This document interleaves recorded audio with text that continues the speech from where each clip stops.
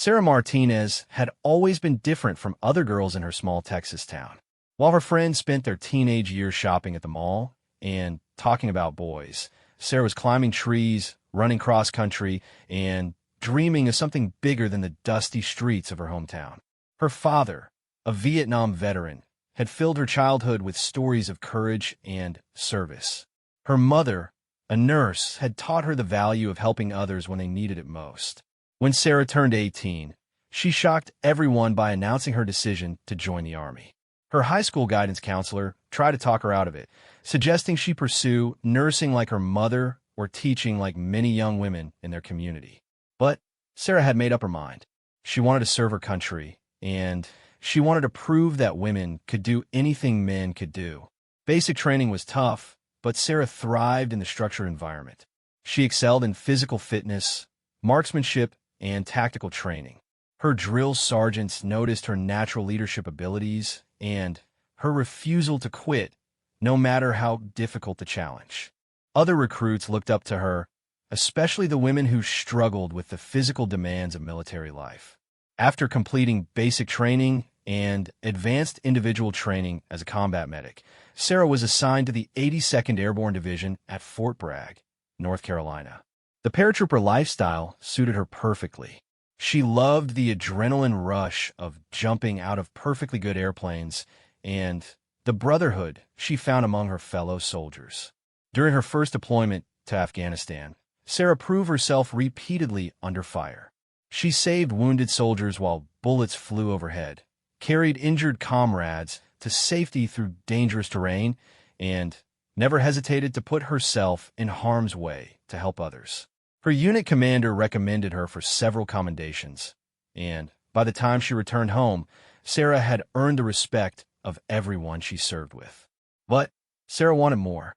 She had heard stories about the Army's elite Ranger School, a grueling 61-day leadership course that pushed soldiers to their physical and mental limits. Only the toughest and most determined soldiers even attempted it, and very few women had ever tried. The failure rate was extremely high, even among the most elite male soldiers. Sarah's friends and family thought she was crazy when she announced her intention to attend Ranger School. Her mother worried about the physical demands, while her father expressed quiet pride mixed with concern. Her fellow soldiers had mixed reactions. Some admired her courage, while others doubted whether any woman could handle the notorious difficulty of the course. The selection process alone was intimidating. Sarah had to pass stringent physical fitness requirements, psychological evaluations, and medical examinations. She spent months preparing, running countless miles, doing thousands of push-ups and sit-ups, and studying military tactics and leadership principles. She knew she would be under intense scrutiny as one of the few women attempting the course. When Sarah finally arrived at Fort Benning, Georgia, for the start of Ranger School, she felt a mixture of excitement and nervousness. The other students, all men, stared at her with curiosity and skepticism.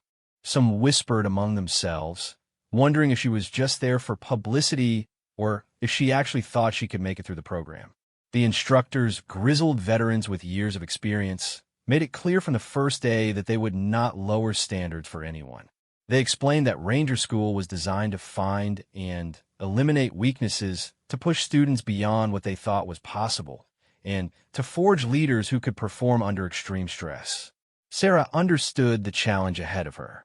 She knew that statistically, most students failed their first attempt at Ranger School, and many never returned for a second try. But she was determined to prove that she belonged there, not just as a woman, but as a soldier worthy of wearing the coveted Ranger tab. The first phase of Ranger School, known as the Benning phase, began at dawn on a sweltering Georgia morning. Sarah found herself among 60 other students, all eager to prove themselves worthy of the Ranger tab. The instructors wasted no time in establishing the brutal pace that would define the next 9 weeks of their lives. Sleep deprivation became Sarah's constant companion. Students were allowed only 3 to 4 hours of sleep per night, and sometimes even less. The lack of rest, combined with intense physical activity and limited food rations, was designed to simulate the stress of real combat situations. Sarah watched as several students dropped out within the first week, unable to handle the relentless pressure. The physical challenges were unlike anything Sarah had experienced, even during her deployment. Students crawled through mud under razor wire, completed grueling obstacle courses while carrying heavy equipment, and marched for miles with full packs in the oppressive heat. Sarah's smaller frame made some tasks more difficult, but her determination and mental toughness kept her going when others quit. Leadership exercises tested every student's ability to think clearly under pressure. Sarah found herself in command of squads during complex tactical scenarios, making split-second decisions while exhausted and hungry. Some male students initially questioned her authority, but her competence and cool decision-making gradually earned their respect. The instructors watched Sarah carefully, evaluating her every move. She could feel their eyes on her during physical training, tactical exercises, and leadership evaluations. Some seemed genuinely curious about how she would perform, while others appeared skeptical about her presence in the course. The pressure was immense, but Sarah refused to let it break her. During the mountain phase in northern Georgia, Sarah excelled in many areas. She was an excellent navigator, rarely getting lost during night-land navigation exercises that stumped many of her classmates. Her medical training proved invaluable when students were injured during training, and she often found herself treating sprains, cuts, and exhaustion among her fellow Rangers. However, as the weeks wore on, the cumulative stress began to take its toll. Sarah lost significant weight, like all the students, but her smaller frame meant she had less to lose. The constant hunger and exhaustion made concentration difficult during crucial evaluations. Despite her best efforts, she struggled with some of the more physically demanding tasks that required upper body strength. The breaking point came during a complex nighttime patrol in the mountains. Sarah was serving as the patrol leader when her squad became lost in dense woods during a driving rainstorm. Cold, wet, and disoriented, she made a critical navigation error that led the patrol off course. The instructors, who had been silently following and evaluating the mission, called an end to the exercise. The after-action review was brutal. The lead instructor, a weathered sergeant major with decades of experience, calmly but firmly explained Sarah's mistakes. He pointed out how her navigation error had compromised the mission and potentially endangered her soldiers. Other students watched silently as Sarah received the failing grade that would end her first attempt at Ranger School. Sarah felt devastated as she packed her gear and prepared to leave Fort Benning. The instructors offered no sympathy or encouragement, maintaining their professional distance. Some of her fellow students expressed genuine disappointment at her departure, having grown to respect her determination and skills. Others seemed relieved that the experiment of women in Ranger School had ended predictably. The drive back to Fort Bragg was one of the longest of Sarah's life. She replayed the failed mission over and over in her mind, analyzing where she went wrong and what she could have done differently. The shame of failure burned inside her, but underneath the disappointment, a spark of determination still flickered. Back at her home unit, Sarah faced a mixture of reactions. Some soldiers offered sympathy and encouragement, telling her that most people failed Ranger School on their first attempt. Others seemed unsurprised by her failure, suggesting that it proved women didn't belong in elite units. The comments stung, but they also strengthened Sarah's resolve to try again. Sarah threw herself into preparation for her second attempt. She spent hours in the gym building upper body strength, practiced land navigation until she could find her way blindfolded, and studied every aspect of small unit tactics. She sought out other Ranger School graduates for advice, learning from their experiences and mistakes. Months of intense preparation passed before Sarah felt ready to return to Fort Benning. Her commanding officer initially hesitated to approve her second attempt, questioning whether it was worth the time and resources. But Sarah's persistence and The support of some senior leaders who believed in giving soldiers second chances eventually won approval for another try. As Sarah prepared to leave Fort Bragg for her second attempt at Ranger School, she felt different than before. The sting of failure had taught her valuable lessons about leadership, preparation, and resilience. She was older and wiser now, with a better understanding of what the course demanded and what she needed to do to succeed. Sarah's second attempt at Ranger School began 6 months after her first failure. This time, she arrived at Fort Benning with a different mindset. The nervous excitement of her first attempt had been replaced by grim determination and hard-earned wisdom. She knew what to expect, and she had prepared accordingly. The initial phases went better than before. Sarah's improved physical conditioning showed immediately during the punishing physical fitness tests and obstacle courses. Her navigation skills were sharper and her tactical knowledge more refined. The instructors noticed her improvement, though they showed no favoritism or special consideration. Sarah formed better relationships with her fellow students this time around. Her previous experience gave her credibility, and several classmates sought her advice during difficult training exercises. She helped struggling students with navigation techniques and shared tips for managing the constant hunger and exhaustion that plagued everyone in the course.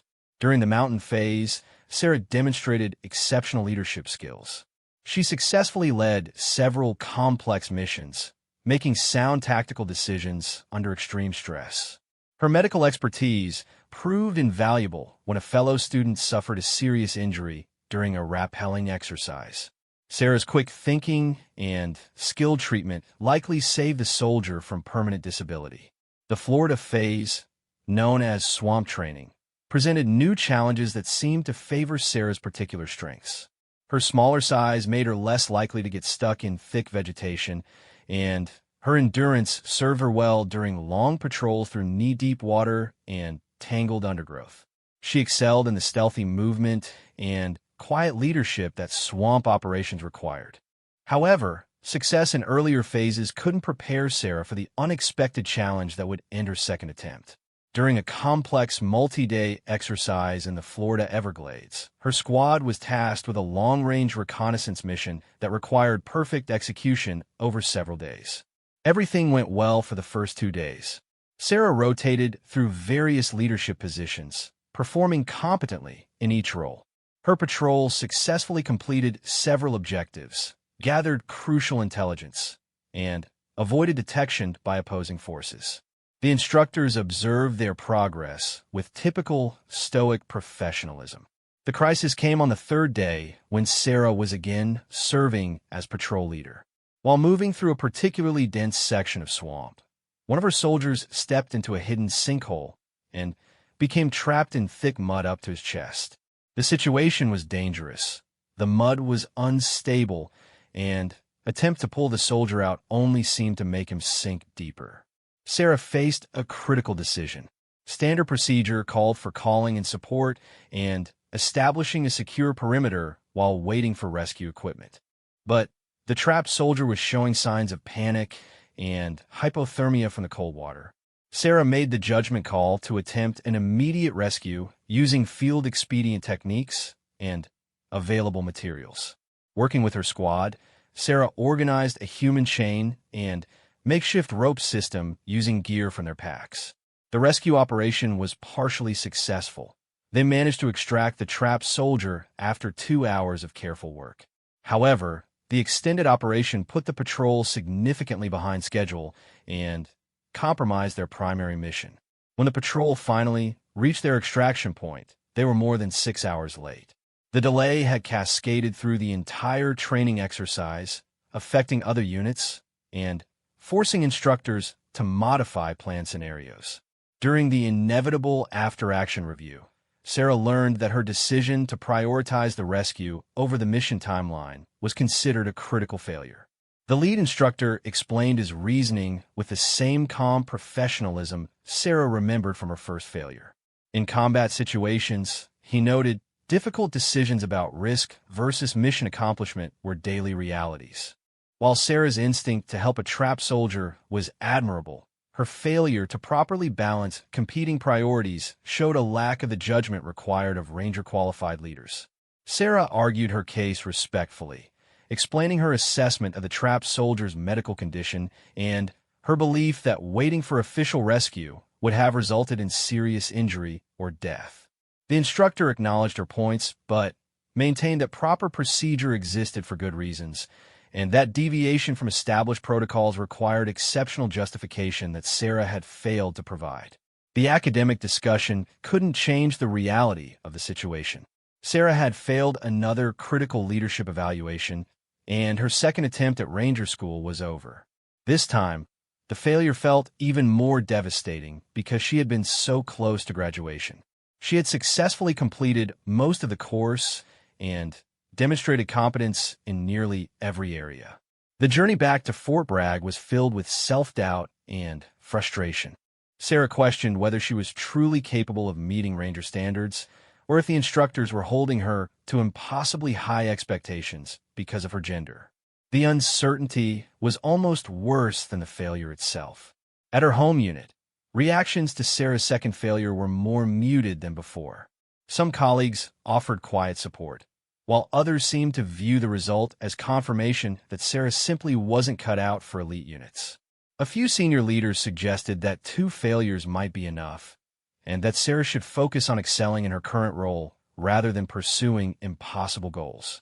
But Sarah's squad members, soldiers she had led and trained with for months, expressed different sentiments. They had seen her performance under pressure during field exercises and deployments. They knew her capabilities and respected her leadership. Their confidence in her abilities helped sustain Sarah's belief in herself during a very dark period. Sarah spent weeks analyzing her second failure, studying every decision and considering alternative approaches. She spoke with Ranger School graduates about similar situations they had faced and how they had handled ethical dilemmas between caring for soldiers and accomplishing missions. The conversations helped her understand the complexity of leadership in extreme situations. Gradually, Sarah began to see her second failure not as proof of inadequacy, but as evidence that she was grappling with the most difficult aspects of military leadership. The instructors weren't wrong to fail her, but neither was she wrong to prioritize her soldiers' safety. The challenge was finding a way to do both, to care for her people while accomplishing the mission. 2 years passed before Sarah had another opportunity to attempt Ranger School. During that time, she threw herself into her duties as a combat medic and squad leader, determined to perfect her leadership skills through practical experience. She led soldiers through training exercises, deployments, and real-world missions, gaining invaluable experience in decision-making under pressure. Sarah's reputation within the 82nd Airborne Division grew steadily. Her superiors recognized her tactical competence, medical expertise, and natural leadership abilities. She became known as a soldier who could be trusted with the most difficult assignments and who never let her unit down. Her 2 failures at Ranger School were gradually overshadowed by her consistent performance in operational roles. When the opportunity finally came for a 3rd attempt at Ranger School, Sarah approached it with a maturity and confidence that had been lacking in her previous tries. She was no longer the eager young soldier desperate to prove herself. Instead, she was an experienced leader with nothing left to prove except to herself. The 3rd attempt began much like the others, but Sarah's approach was fundamentally different. She focused less on individual achievement and more on helping her entire class succeed. Her experience and knowledge made her a valuable resource for struggling students, and she freely shared insights that might help others avoid the mistakes that had cost her previous opportunities. This time, Sarah sailed through the early phases with confidence. Her physical conditioning was better than ever, her tactical knowledge was encyclopedic, and her leadership skills had been honed through years of real-world application. The instructors noticed her competence, but maintained their professional objectivity. During the mountain phase, Sarah distinguished herself repeatedly. She successfully navigated the most challenging terrain, led complex missions with skill and confidence, and earned the respect of both instructors and fellow students. Everything seemed to be falling into place for her long-sought graduation from Ranger School. The crisis began on what should have been a routine training exercise in the mountains of northern Georgia. Sarah's class was conducting a multi-day field training exercise when unseasonably severe weather moved into the area. What had started as a typical autumn day quickly deteriorated into a dangerous storm system with freezing temperatures, high winds, and heavy snow. Initially, the instructors modified the training schedule to account for the weather, moving some outdoor exercises indoors and adjusting timelines for safety. But as conditions worsened throughout the day, it became clear that this was no ordinary weather event. Weather reports indicated that temperatures would drop well below freezing, with wind chills reaching dangerous levels. The decision was made to evacuate the training area and move all personnel to heated facilities at the base camp. Students and instructors began the process of packing equipment and preparing for movement to safety. However, during the accountability check before departure, it was discovered that 2 instructors were missing from the main group. Staff Sergeant Williams and Sergeant Martinez had been conducting a separate evaluation exercise with a small group of students in a remote area of the training grounds. They were supposed to have returned hours earlier, but radio contact had been lost due to the severe weather conditions. Search teams were immediately organized, but the deteriorating conditions made immediate rescue operations extremely dangerous. The base camp quickly transformed from a training facility into a search and rescue command center. Senior leaders coordinated with local emergency services and military aviation units to plan rescue operations, but the weather was too severe for helicopter operations. Ground-based search teams were being organized, but the vast training area and dangerous conditions made the prospect of finding the missing instructors increasingly unlikely. Sarah found herself in an impossible situation. As a student, she was expected to follow orders and remain in the safety of the base camp. But as an experienced soldier and medic, she possessed skills and knowledge that could be crucial to the rescue effort. Her years of experience in difficult terrain, combined with her medical expertise, made her potentially valuable to any search operation. The student chain of command struggled with the unprecedented situation. The senior instructor remaining at base camp was focused on coordinating the overall rescue effort and maintaining accountability for dozens of students and staff. The weather conditions were worsening by the hour, and the window for successful rescue was rapidly closing. Sarah made a decision that would have been impossible during her previous attempts at Ranger School. Instead of seeking permission or waiting for orders, she took initiative. Drawing on her years of leadership experience, she approached several of her most capable classmates and outlined a plan for an independent search effort. Her proposal was simple but risky. A small team of experienced students could move faster and more quietly than official search parties. They knew the training area well from weeks of exercises, and they possessed the tactical skills needed to operate safely in severe weather. Most importantly, they could begin searching immediately while official rescue operations were still being organized. The other students were initially reluctant to join what amounted to an unauthorized mission. Going against orders during Ranger School typically resulted in immediate dismissal from a course. But Sarah's reputation and the urgency of the situation gradually won them over. 4 other students volunteered to join her improvised rescue team. Gathering essential equipment without drawing attention from the instructors required careful planning and coordination. The team assembled cold weather gear, medical supplies, navigation equipment, and emergency communication devices. They studied maps of the training area to identify the most likely locations where the missing instructors might have taken shelter. As darkness fell and the storm intensified, Sarah's team quietly departed the base camp. They moved carefully through the treacherous terrain, using night vision equipment and following terrain features to navigate in the blinding snow. The temperature had dropped to nearly 0 degrees Fahrenheit, and The wind made every step a struggle against the elements. Sarah's improvised rescue team moved through the stormy night with practiced precision. Years of military training had prepared them for difficult conditions, but the combination of freezing temperatures, driving snow, and treacherous mountain terrain pushed their skills to the limit. Sarah led from the front, using her navigation expertise to guide the team toward the area where the missing instructors had last been seen. The search area covered several square miles of rugged terrain, including steep ravines, dense forests, and rocky outcroppings that could provide shelter from the storm. Sarah divided her team into pairs, establishing search patterns that would systematically cover the most likely areas while maintaining communication and mutual support.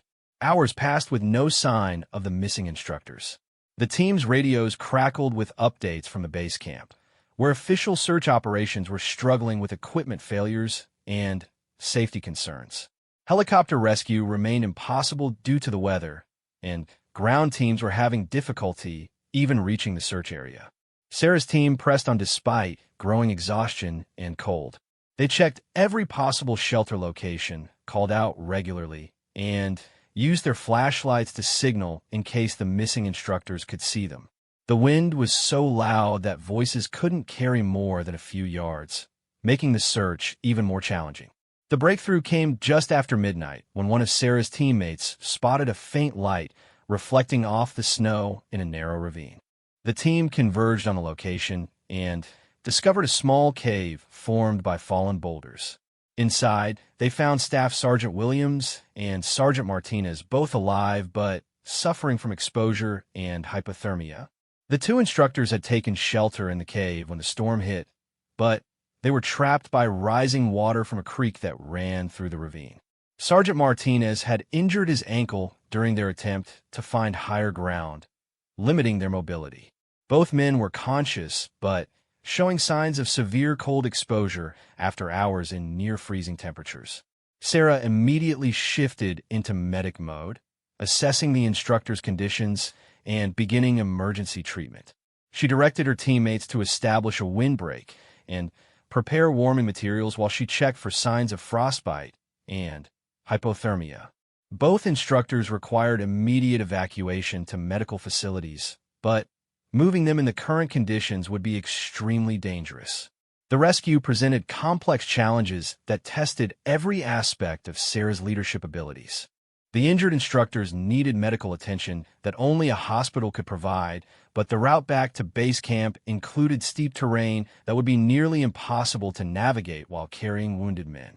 The storm showed no signs of letting up, and exposure was becoming a serious risk for the rescue team as well. Sarah made the decision to stabilize the instructors where they were and call for emergency evacuation support. Using the team's radio, she contacted the base camp and provided detailed information about the instructor's location and medical conditions. She also requested immediate helicopter evacuation as soon as weather conditions permitted. The response from base camp was swift and professional, but it also included stern questions about how students had left the facility without authorization. Sarah calmly explained the situation and provided the coordinates for the rescue location. Her matter-of-fact report and obvious competence seemed to defuse some of the anger about their unauthorized mission. Over the next several hours, Sarah's team worked to keep the injured instructors warm and stable while waiting for official rescue operations. They shared their cold weather gear, rotated duties to prevent exhaustion, and maintained constant communication with base camp. Sarah used her medical training to monitor the instructors for signs of deteriorating condition. Dawn brought slightly improved weather conditions and the sound of approaching helicopters. A medevac crew was able to reach the cave location and extract both injured instructors for immediate transport to a hospital. The rescue operation was completed successfully, with both instructors making full recoveries after treatment for hypothermia and exposure. The aftermath of the rescue operation was unlike anything Sarah had experienced during her military career. Instead of facing punishment for leaving base camp without authorization, she found herself being interviewed by senior leaders who wanted to understand exactly what had happened and how her team had succeeded where official search efforts had struggled. The investigation revealed that Sarah's team had covered more ground in 6 hours than the official search parties had managed in twice that time. Their knowledge of the terrain, combined with their tactical movement skills and small team coordination, had proven more effective than larger, more formal rescue operations. The missing instructors themselves provided the most compelling testimony about Sarah's actions.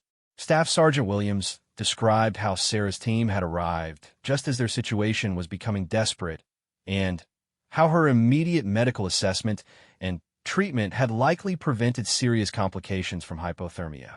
Both instructors credited Sarah with saving their lives. Word of the rescue spread quickly through the Ranger School community and beyond. Sarah had demonstrated exactly the kind of initiative, leadership, and tactical competence that Ranger training was designed to develop.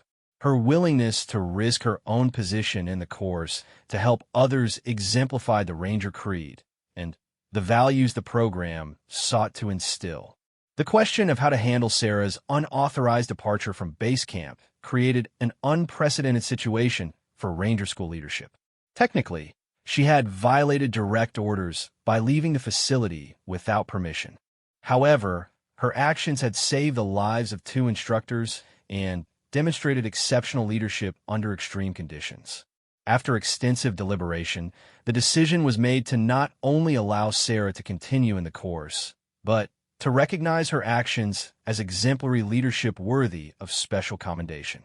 The rescue operation became a case study in initiative, tactical thinking, and the kind of moral courage that elite leaders must demonstrate in crisis situations. Sarah completed the remaining phases of Ranger School with distinction. Her confidence was unshakable now, built on the solid foundation of having faced a real crisis and emerged successful. The other students treated her with obvious respect, and the instructors evaluated her performance with the knowledge that she had already proven herself under conditions far more challenging than any training exercise. On graduation day, Sarah finally achieved her long-sought goal of earning the Ranger tab. But the ceremony held deeper meaning than she had ever imagined. She wasn't just graduating as a woman who had conquered a male-dominated course. She was graduating as a proven leader who had demonstrated courage, competence, and character when it mattered most. The 2 instructors she had rescued were present for the graduation ceremony, both fully recovered from their ordeal. Their presence served as a powerful reminder that Sarah's journey through Ranger School had been about more than personal achievement. It had been about developing the skills and character needed to serve others when they needed help most. As Sarah pinned the Ranger tab on her uniform, she reflected on the long journey that had brought her to this moment. The failures had been devastating at the time, but they had also been necessary preparation for the leadership challenge that ultimately defined her success. She had learned that being a Ranger wasn't about being perfect or never failing. It was about having the courage to act when action was needed, even when the risks were high and the outcome uncertain.